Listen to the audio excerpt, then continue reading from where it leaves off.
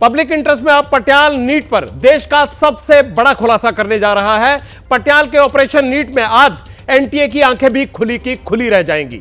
24 लाख छात्रों के साथ हुई धांधली का यह फर्स्ट हैंड गवाह है, यानी एक ऐसी गवाही जो धांधली के रूप में सामने आएगी। धांधली के गवाह कोई और नहीं है बल्कि इस सरकारी सिस्टम के वो नुमाइंदे हैं जिन्होंने अपनी आंखों से 24 लाख छात्रों का भविष्य बिगड़ते हुए देखा है।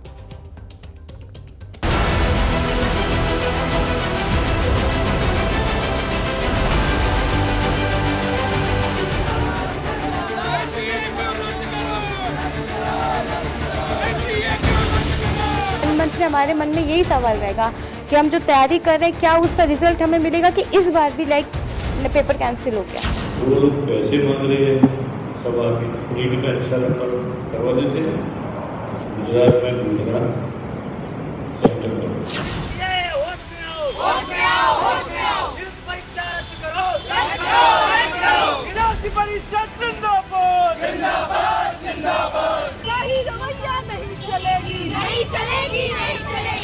जो है तो रख दिया और जो खाने पीने के लिए बुझा दिया।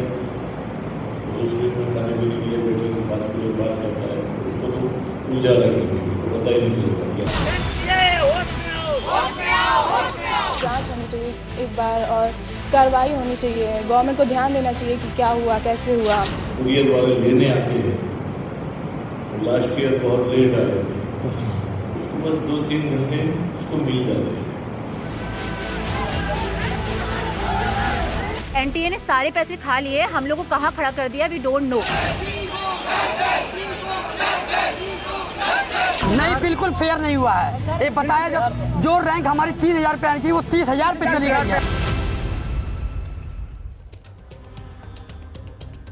ऑपरेशन नीट के लिए पब्लिक इंटरेस्ट की टीम दिल्ली से करीब 950 किलोमीटर दूर गुजरात के गोधरा पहुंची।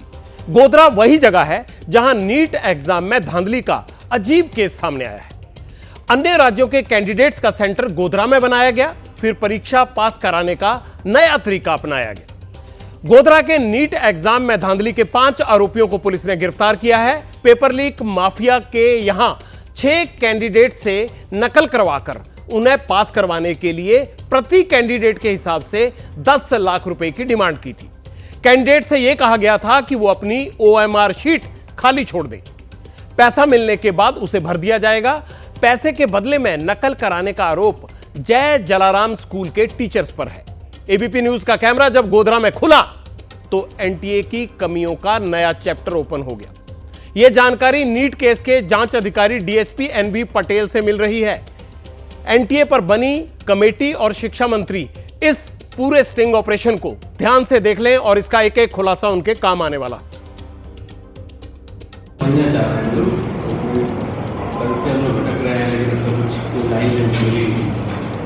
इसमें अभी स्थिति क्या है, क्या चल क्या रहा है? इसमें क्या है, जलाराम स्कूल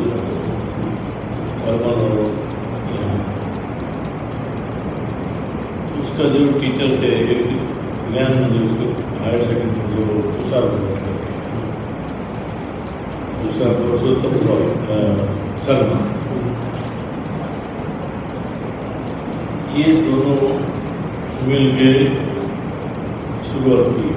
ये जो इन्वेस्टिगेशन अब तक जो आया है वही उसके साथ पुरुषोत्तम शर्मा है वहाँ पर प्रिंसिपल और सिटी कोऑर्डिनेटर जो मेन दोनों सेंटर का हेड है परीक्षा, एनटीए ने उसको सिलेक्ट किया है सिटी कोऑर्डिनेटर।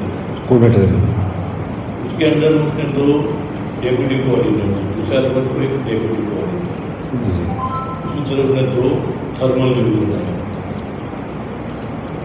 और एनटीए की ऑब्जर्वर भी नाम यहाँ से जाते हैं। उसमें कि एग्जाम के लिए पेपर उसको लाना है, स्कूल में रखना है और फिर जो सुपरवाइजर सब वही लोग करते हैं, स्कूल के ही होते हैं।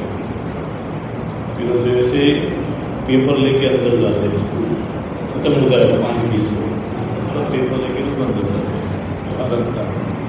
वहाँ इधर के कैमरे के सामने जो है वहाँ दूसरी रूम है वहाँ रखते थे, कैमरे के सामने रखते थे। उसके पास क्या है, उसका जो एक आइडिया है कि जो कैमरे उसके दूसरी पेटी रखनी है, और फिर उसमें इसके पास जो नंबर है उसको निकालना है, उसके पास एक्स्ट्रा पेपर बैग होती आती है, और जो सिर पर उसको निकाल देना है, और उसकी भी यहाँ आने वाली है, थर्मल की भी यहाँ आने वाली है, थर्मल की भी यहाँ, दोनों स्कूल के उनके जो नंबर है वो निकाल के एक साइड वाला टीचर 6:30 से 7 के आसपास ऑनलाइन आंसर की आ जाती है, वो 24 की निकाल के डाउनलोड करते हैं, और वो 5-10 मिनट लगता है, ज़्यादा 10 मिनट को लगता है, और उसके बाद 2-3 घंटे इसमें मिलते हैं। जब वो कुरियर वाले लेने आते हैं, लास्ट ईयर बहुत लेट आए थे, बस 2-3 घंटे उसको मिल जाते हैं। ठीक है, जो जरूरत है तो रख दिया, और जो खाने पीने के लिए बिठा दिया, तो उस दिन में खाने पीने के लिए बैठे के बाद बात करता है, उसको तो पूजा लगेगी, उसको पता ही नहीं चलेगा। तो उसमें जरूर को मालूम चला था सर? हुआ नहीं है इस बार, हुआ नहीं, इस बार हुआ नहीं, इसके पहले ही वो पूरा एग्ज़ाम खत्म हुआ तब तक एजुकेशन सेंटर टीम थी इसकी, इस बार तो होने का कोई संभव है ही। जैसे उसमें निकल के उस साइन कर देते, टिक कर देते हैं, उसको बोला जाता है, जो लड़के को बोला है जिसका नंबर है उसको बोला पहले ही बोल देते हैं, तो जो आता है वही लिखी, बाकी ब्लैंक छोड़ दो, वो ब्लैंक छोड़ दो। ये लोग क्या करेंगे, 3-4 दिन जो उसके बाद है वो, और वो विशाल भट्ट बहुत फिजिक्स में बहुत नॉलेजेबल है, बहुत अच्छा टीचर है, 1.5 लाख का सैलरी है उसको, 1.5 लाख का सैलरी स्कूल में। उसके बाद उसने मकान में पैसे उसको बहुत दिए, कर्जदार दोनों थे, वो उसकी माँ कैंसर में थी, उसको कैसे भी चलो 5 उसने क्या कि 5-10 करते हैं, तुषार भट्ट ने उसको ज़्यादा लागत थी, उसका जो आरिफ हो रहा है, वो दोनों अच्छे दोस्त थे, तो तू 5-6 आदमी वो लेके आया, पैसा उसने ही दिया, आरिफ ने ही तुषार भट्ट को साथ में। मतलब स्टूडेंट से मिला आरिफ बोरा, आरिफ बोरा कनेक्ट है स्टूडेंटों से, और आरिफ बोरा तुषार भट्ट के पास चेंज नहीं है सर? दूसरा जो पुरुषोत्तम हुआ जो बड़ोड़ा का, जी जो इस जगह जो चलाता है फॉरेन भेजने के लिए, ओवरसीज का काम, ओवरसीज, ये दोनों बाहर बड़ोड़ा में जो सेमिनार स्टूडेंट के होते हैं एग्जाम में, तो उसको ज़रूरत थी यहाँ भटकोजर स्कूल के अंदर स्टूडेंट लाना हायर सेकेंडरी में, तो वो हर गाँव में सेमिनार करता था, तो दोनों ने मिले, और मुझे फॉरेन भेजना कोई स्टूडेंट मेरे पास भेजना, तो यहाँ नीट का एग्जाम होता है, कोई है मेरे पास लाना, तो दोनों के बीच हुआ, तो उसने कुछ नंबर दिए चेकिंग करके, उसके चेक भी दिए थे 4, वो भी हमने रिकॉर्ड कर, ने जो स्टूडेंट्स के पैर वो क्या ओवरसीज के लिए वो फॉरेन या एडमिशन के लिए पैसा देगा, किसी के पास है मेडिकल में एडमिशन के 40 लाख 50 लाख 70-80 से MOU करता है, फिर अगर एडमिशन मिल गया तो ठीक, नहीं मिला तो इसकी कॉपी इसकी और इसकी कॉपी इसकी, दूसरा स्टूडेंट मिला उसे जो पैसा है इसको 5 लाख दिया, उसको थोड़ा कुछ वक्त के लिए छूट करवा दिया, और वो चेक भी देता है, रिटर्न चेक लिख के देता है, क्योंकि इसके पास 40-50 से ज़्यादा थे और 138 के केसेस है, उसका लॉयर तो 100 बोल रहा था, 100 केसेस इसके ऊपर उसका लॉयर बोल रहा था, 100 से ज़्यादा उसके ऊपर 138। अब इसको पैसे मिले आपके पास से, अगर आपका एडमिशन हो गया तो ठीक, अगर नहीं हुआ तो इनको बोला कि भाई मैं करवा देता हूँ, चलो 50 लाख लाओ, उसमें से 5 लाख आपको दे दिए, फिर वो मजा करेगा, फिर इनको देने इसके पास से आ जाओ। मतलब कि फेसबुक पर सब में ओवरसीज इसके लिए नंबर डाल देते, कोई भी एग्जाम नंबर इसको डायल करते हैं, इसमें से 200-300 जो किए तो ज़्यादा 20-50 को मिलेगी, 20 लाख से उसका काम है ओवरसीज का। उसके बाद आता है उसका एक आनंद विभोर करके है, वो भी तोड़ा में रहता है, वो भी इसका ही काम करता है एडमिशन का। उसने आनंद विभोर ने कुछ जो बिहार और बाहर के लड़के के साथ टेलीफोनिक बात करके सेमिनार होल्ड करके उसमें से जो भी है उसको इसके पास लाए। अभी 23 के अंदर किसी के एडमिशन हुआ नहीं है, फिर नीट 1 साल के लिए होती है, 23 में जो हुआ 24 में तो चलेगा नहीं, तो वो लोग पैसे मांग रहे हैं सब आके, तो तुम ऐसा करो ना, बताओ हम नीट में अच्छा नंबर करवा देते हैं। गुजरात में गुजरात सर सेंट्रल बाहर स्टेट के जो बच्चे हैं उनका हो जाता है सर ऐसे? हाँ, वही हमने एनटीए को पूछा था उसके बाद। तो क्या एनटीए क्या बोलता है? एनटीए ने क्या बताया? बस वो तो एनटीए की ज़्यादा है, और मैंने 2 बार का टेलीफोन पे मुझे दम मारना पड़ा उसको, मुझे भी डाल दिया। एंटी ऑपरेट करता है सर? हाँ, अभी तो क्या है, तो बोलना पड़ता है कुछ पुलिस की लैंग्वेज में। उसी दिन जिस दिन हमारी टीम गई वहाँ 4 स्टेट की पुलिस कर दी, दिल्ली वाले को दिल्ली पुलिस को नहीं दे रहा था इन्फॉर्मेशन, दिल्ली पुलिस भी उस दिन खड़ी थी वहाँ। सर थोड़ा चैट वैट मिल जाए हमें, थोड़ा चैट वैट मिल जाए, जब क्या बोलते चैट वैट? मेरे पास अभी कुछ नहीं है, तो एक भी कागज यहाँ फालतू हम नहीं रखते, तो जो भी है 6 फाइल बनाई है, जितने भी एविडेंस है वो एक फाइल में सभी रख दिए।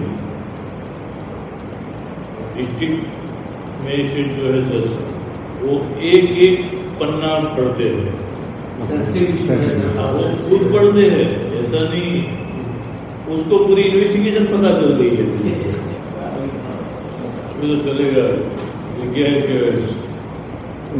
इसको इतना हाईलाइट नहीं मिलता, लेकिन दूसरी जगह बिहार पटना मतलब उसका प्रॉब्लम और ये डिफरेंट दूसरा डिफरेंट। बिहार अलग है, बिहार की बात अलग है, जो 720 वालों की बात अलग है, और ये बात अलग है कि तीनों के बीच कोई कोऑर्डिनेशन नहीं है। इसमें एक चीज़ आती है कि एनटीए में पारदर्शिता नहीं है, वो उसका पूरा सिस्टम कैसे करना वो हमारे पास भी नहीं है। हाँ, नेग्लिजेंसी है इसमें, ऐसा लगता है सर आपको? नेग्लिजेंसी लगती है एनटी उसकी सिस्टम पता चलेगी, हाँ, उसको क्या करना चाहिए। जिस तरह ई रिक्शा को रखे हैं, कापियाँ जा रही हैं, पेपर जा रहे हैं, उसका सिस्टम क्या वो हमारे पास नहीं है। तो एग्ज़ाम कैसे देना है, कैसे पूरा करना, रिजल्ट कैसे बनाना, वो भी हमारे पास आया नहीं। अभी हमने वहाँ जाके पुलिस से जाके उसको भी रुला दी, यहाँ भी जो विटनेस आते वो भी रोते। तो कहते कोई धांधली नहीं कहीं एनटीए शुरुआत में ये कहता रहा ना, ये तो क्या है किसी को पता चलता नहीं, साले जैसे गवर्नमेंट में देगा उसका जो ऑफिस है जो रिपोर्टिंग करेगा नहीं वही बोलेंगे, स्टेटमेंट क्या है। पब्लिक इंटरेस्ट के कैमरे में एनटीए के खिलाफ जो बड़े खुलासे रिकॉर्ड हुए हैं वो आपने देखे और सुने भी। अब पटियाल आपको एक सीक्रेट रिपोर्ट के बारे में जानकारी देगा। ये रिपोर्ट एनटीए के पास भी है, इसे एनटीए के कहने पर ही तैयार किया गया। जब देश में नीट का एग्जाम हो रहा था तो एनटीए के कहने पर एक टीम एग्जाम सेंटर की जांच कर रही थी। कैसे हो रही थी यह जांच, वो सुनिए। एनटीए ने थर्ड पार्टी से नीट एग्जाम का रिव्यू करवाया था। थर्ड पार्टी के ऑब्जर्वर 5 मई को नीट एग्जाम का रिव्यू करने सेंटर्स पर गए और 16 जून को उन्होंने अपनी रिपोर्ट एनटीए को सौंपी थी। थर्ड पार्टी ऑब्जर्वर्स ने एनटीए के 4000 में से 399 सेंटर्स पर एग्जाम देने वाले यानी जितने भी एग्जामिनेशन सेंटर थे उनकी 5 मई को जांच पड़ताल की। 399 सेंटर की जांच में से 186 सेंटर्स ऐसे पाए गए जिनमें एग्जाम हॉल में 2 सीसीटीवी कैमरे नहीं लगे हुए थे, जबकि ऐसा करना अनिवार्य था। देश भर के सेंटर्स पर लगे सीसीटीवी कैमरों की फीड एनटीए के दिल्ली कंट्रोल रूम में मॉनिटर की जाती है। लेकिन यहां सवाल सबसे बड़ा यह है कि जहां कैमरे काम नहीं कर रहे थे तो फिर एनटीए के अधिकारी कंट्रोल रूम में बैठकर क्या वेब सीरीज देख रहे थे? उनको यह पता क्यों नहीं चला कि भैया उनके 186 सेंटर्स पर सीसीटीवी कैमरा है ही नहीं। 399 सेंटर्स में से 68 सेंटर में स्ट्रांग रूम ऐसे थे जहां सिक्योरिटी गार्ड तक मौजूद नहीं था। स्ट्रांग रूम वही जगह होती है जहां पर एग्जाम पेपर्स रखे जाते हैं। जांच के लिए चुने गए 399 में से 83 सेंटर ऐसे थे जिनका स्टाफ भी बदला हुआ था। इसका मतलब क्या हुआ वो भी समझाता हूं। इन सेंटर्स पर बायोमेट्रिक के लिए जिन लोगों को आधिकारिक रूप से ड्यूटी पर तैनात किया गया था उनकी जगह दूसरे लोग ड्यूटी कर रहे थे। अब आप देखिए, एग्जाम सेंटर में सीसीटीवी काम नहीं कर रहे थे, ड्यूटी में तैनात किए गए कर्मचारी बदल दिए गए, स्ट्रांग रूम को राम भरोसे छोड़ दिया गया। ऐसी रिपोर्ट मिलने के बाद भी एनटीए खामोश रहा। जब पेपर लीक का दावा किया गया तब भी क्लीन चिट देता रहा। पटियाल के कैमरे में गोधरा के जांच अधिकारी ने यह भी दावा किया कि स्ट्रांग रूम के सीसीटीवी कैमरे पूरे हिस्से को कवर नहीं करते थे। स्ट्रांग रूम के सुरक्षा कर्मचारी और एनटीए के ऑब्जर्वर्स गायब रहते हैं। यह बड़ी बड़ी बातें सामने आई हैं। नीट धांधली मामले को लेकर कांग्रेस ने आज पूरे देश में प्रदर्शन किया। दिल्ली, पंजाब, झारखंड, बिहार और महाराष्ट्र में कांग्रेस कार्यकर्ता सड़कों पर उतरे, नीट परीक्षा को रद्द करने की मांग की। केंद्रीय शिक्षा मंत्री धर्मेंद्र प्रधान ने कल देश को यह बताया था कि वो एनटीए की जांच के लिए कमेटी बनाएंगे, किसी को छोड़ा नहीं जाएगा। शिक्षा मंत्री ने नीट विवाद की नैतिक जिम्मेदारी ली, लेकिन उनकी बात राजनेताओं को शायद भरोसे लायक नहीं लगी। इसीलिए दिल्ली से लखनऊ और पटना से लेकर बेंगलुरु तक कड़ा विरोध हुआ। लेकिन नीट के पीड़ितों को पूरा इंसाफ कैसे और कब मिलेगा यह अभी भी क्लियर नहीं है। 23 जून को उन 1563 कैंडिडेट्स को दोबारा एग्जाम देना है जिन्हें ग्रेस मार्क्स दिए गए थे। 6 जुलाई से नीट की काउंसलिंग भी शुरू हो जाएगी। हालांकि पीड़ितों की मांग यह है कि जब परीक्षा ही गलत है तो फिर काउंसलिंग का क्या मतलब? सुप्रीम कोर्ट का क्या कहना है? सुप्रीम कोर्ट कहता है अगर परीक्षा रद्द होती है तो फिर काउंसलिंग खुद ही रद्द हो जाएगी। सुप्रीम कोर्ट में अगली सुनवाई 8 जुलाई को है। फैसला कोर्ट को करना है, लेकिन नेता इसे राजनीतिक मुद्दा बनाकर इंसाफ सड़कों पर करना चाहते हैं।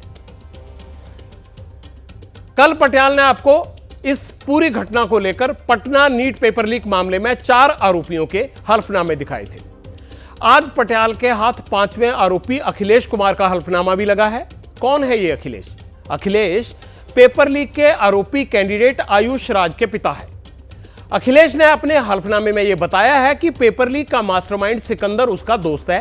नीट परीक्षा से एक दिन पहले ही उन्हें क्वेश्चन पेपर मिल गया था। डील 40 लाख रुपए में हुई थी।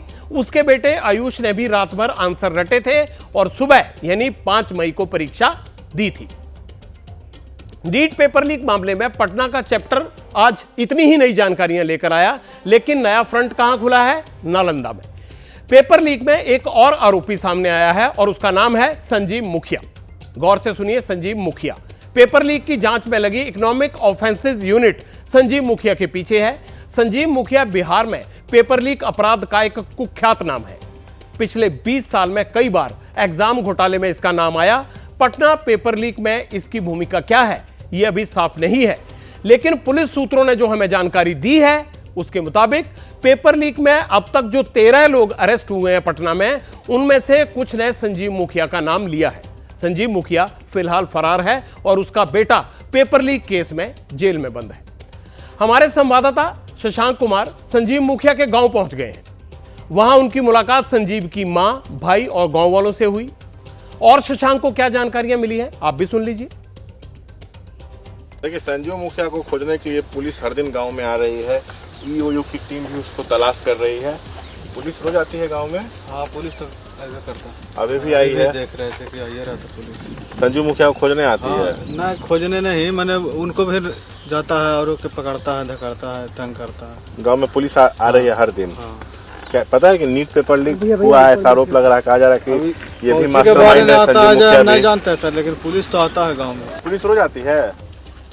जी आती है तो रोज अच्छा है। क्यों, पता चला कारण? गांव में जाती है तो अंदर में क्या पूछते हैं नहीं पूछते हैं, हमको थोड़ी नहीं जानकारी। संजू मुखिया को खोजने रोड आती है, है उसकी यहाँ। तलाश में है। रोड पे तो आगे करते हैं पुलिस लोग, रोज आ रहा है पुलिस। किसकी तलाश में? संजीव मुखिया का। क्या वो किए हैं? वो पेपर लीक में है। तो वो किए आपको लगता है? मेरे को मालूम नहीं है। पेपर लीक मामले में पुलिस खोजने आती है। ऐसे तो बोलते हैं कि पेपर लीक है। ये कैसे कर सकते हैं? तो पेपर वाला में बहुत कुछ लिख रहा था, वो हम नहीं बता सकते क्या है नहीं है। उनसे हमको बातचीत नहीं होता है, क्या कि जब से बंटवारा हुआ है उससे उतना कोई मतलब है नहीं उनसे हमको। हम तो खेती बाड़ी करते हैं, बस ये बात ही बात। कहा तो ये जा रहा है कि वही मास्टरमाइंड है। कैसे मास्टरमाइंड है? कभी कोई आता है, कभी कोई आता है। जो जेल में बंद है वो आदमी कैसे नीट का पेपर निकालेगा? आरोप लग रहा है कि नीट पेपर का जो नीट परीक्षा का पेपर लीक हुआ उसमें उनका हाथ है। नहीं है हाथ उसमें। गलत किए आपके बेटे? नहीं किए गलत। नीट पेपर में बेटा हमारा हाथ है ये नहीं है। अच्छा, तो फिर फरार चल रहे हैं, कहा जा रहा है। फरार के वही पेपर हथिया जो नंबर दे दिया है पुलिस वाला। मतलब आपको लगता है निर्दोष है?